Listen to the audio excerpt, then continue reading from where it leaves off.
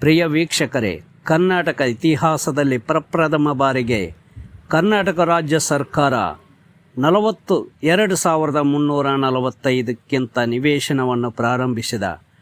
ಬಡವರ ಕಣ್ಣೀರಿಗೆ ಸ್ಪಂದಿಸಿದ ಕರ್ನಾಟಕ ರಾಜ್ಯ ಸರ್ಕಾರ ಸಿದ್ದರಾಮಯ್ಯ ಮತ್ತು ಜಮೀರ್ ಅಹಮದ್ ಮತ್ತು ಹುಬ್ಬಳ್ಳಿಯ ಶಾಸಕರಾದ ಪ್ರಸಾದ್ ಅಬ್ಬಯ್ಯ ಇವರ ನೇತೃತ್ವದಲ್ಲಿ ಕೈಗೊಂಡಿರುವ ಐತಿಹಾಸಿಕ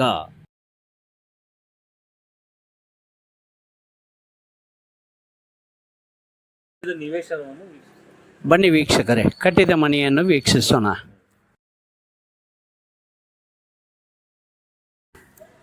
ಇದು ಮೇನ್ ಎಂಟ್ರೆನ್ಸ್ ಹಾಲ್.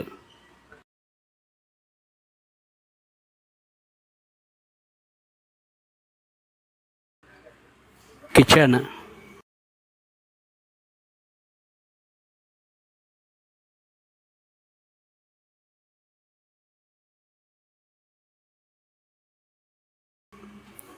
ಬಾತ್ರೂಮು,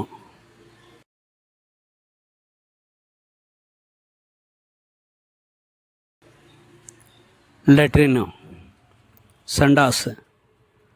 ಇದು ಬೆಡ್ರೂಮು. ಹೊರಗಡೆ ಬಂದರೆ ಬಾಲ್ಕನಿ. ಇಷ್ಟು ಸೌಕರ್ಯಗಳನ್ನು ಬಡವರಿಗೆ